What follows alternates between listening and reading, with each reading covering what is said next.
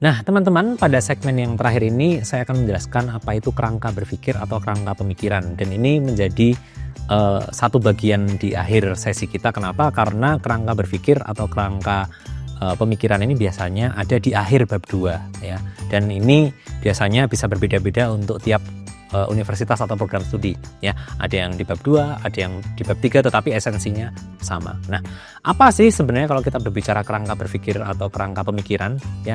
Secara sederhana, kerangka berpikir itu adalah diagram logika penelitian begitu ya, yang menghubungkan teori atau konsep yang kita gunakan dengan fenomena atau kasus yang kita akan teliti ya. Sehingga itu yang menjelaskan kenapa biasanya kembali lagi kerangka berpikir itu ada di akhir bab 2 ya, karena kita baru saja membahas teori yang akan kita gunakan dan bagaimana kaitannya teori itu untuk membahas atau menganalisis fenomena yang akan kita lihat. Nah, di sini saya secara sederhana bedakan kerangka berpikir untuk penelitian kuantitatif dan kualitatif.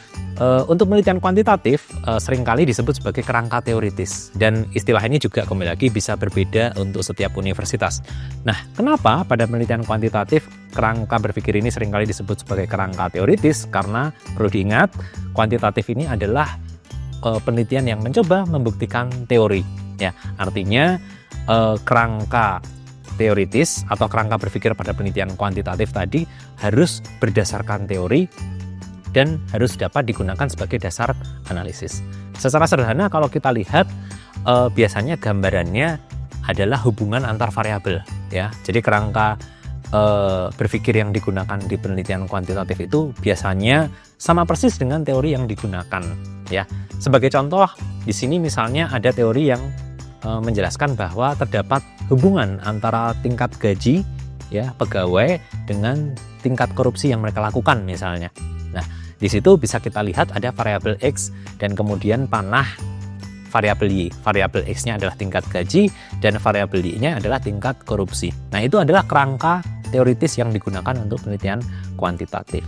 Nah, seperti apa kerangka berpikir atau kerangka pemikiran untuk penelitian kualitatif ya? Perlu dipahami lagi bahwa kualitatif ini tidak kemudian mencoba membuktikan teori ya, tetapi sebenarnya ingin melihat fenomena konsep baru yang kemudian ditarik dari fenomena, dan itu bisa menyempurnakan ya teori atau konsep yang sudah ada, sehingga seringkali disebut sebagai kerangka konseptual. Tapi saya ingatkan kembali, istilah ini bisa saja berbeda untuk tiap universitas. Apa bedanya dengan kuantitatif ya? Kerangka berpikir di penelitian kualitatif atau yang tadi kita sebut sebagai kerangka konseptual itu adalah kerangka yang berdasarkan tinjauan pustaka ya, berdasarkan pencarian kita terhadap konsep dan definisi konsep terkait ya. Dan ini digunakan sebagai batasan konseptual untuk elaborasi hasil dan pembahasan nanti ya. Nah, saya kasih contoh. Misalnya tadi kita berbicara korupsi. Nah, di sini misalnya ada pertanyaan penelitian, mengapa ya korupsi ini terjadi di sektor publik ya di Indonesia misalnya. Ada berbagai konsep yang menjelaskan itu ya. Ada berbagai teori ya.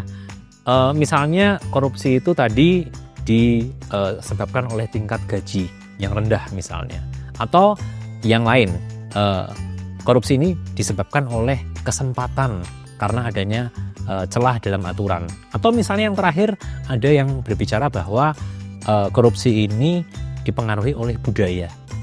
Nah, saat ini di penelitian ini misalnya kita ingin melihat sebenarnya apa yang sedang terjadi dalam fenomena kasus korupsi yang kita lihat ya, yang kita analisis nanti.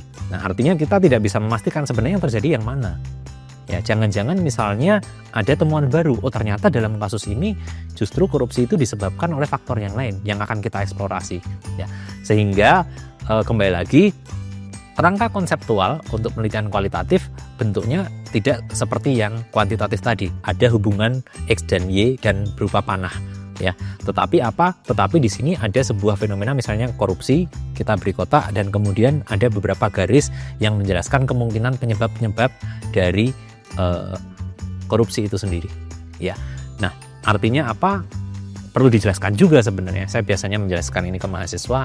Untuk dituliskan di bab 2 perlu ditambahkan pemahaman, penegasan bahwa apa? Bahwa kerangka konseptual ini tidak digunakan secara sempit untuk analisis, tetapi hanya sebagai referensi saja untuk membahas dan mengelaborasi temuan-temuan yang ada di lapangan. Ya, kalau tadi misalnya secara teoritis korupsi itu disebabkan oleh 3 hal, ya bisa saja nanti kemudian yang terjadi di lapangan akan ada temuan baru. Oh, ternyata ada 2 faktor baru yang kemungkinan bisa mengakibatkan fenomena korupsi itu. Atau misalnya dari 3 ini ada 2 yang terjadi di lapangan dan ada 3 lagi tambahan yang baru dan seterusnya. Nah, itu perbedaan yang jelas antara kualitatif dan kuantitatif, ya. Kuantitatif hanya berfokus pada teori, membuktikan teori itu saja, tetapi kalau kualitatif ada eksplorasi lebih lanjut dan bisa saja menyempurnakan teori yang sudah ada, dan itu perlu ditegaskan juga dalam kerangka berpikir atau kerangka konseptual untuk penelitian kualitatif dan kerangka teoritis tadi untuk penelitian kuantitatif. Saya pikir itu teman-teman, semoga di akhir sesi ini seluruh materi yang saya sampaikan bisa membantu pengerjaan bab 2 teman-teman. Saya ucapkan terima kasih.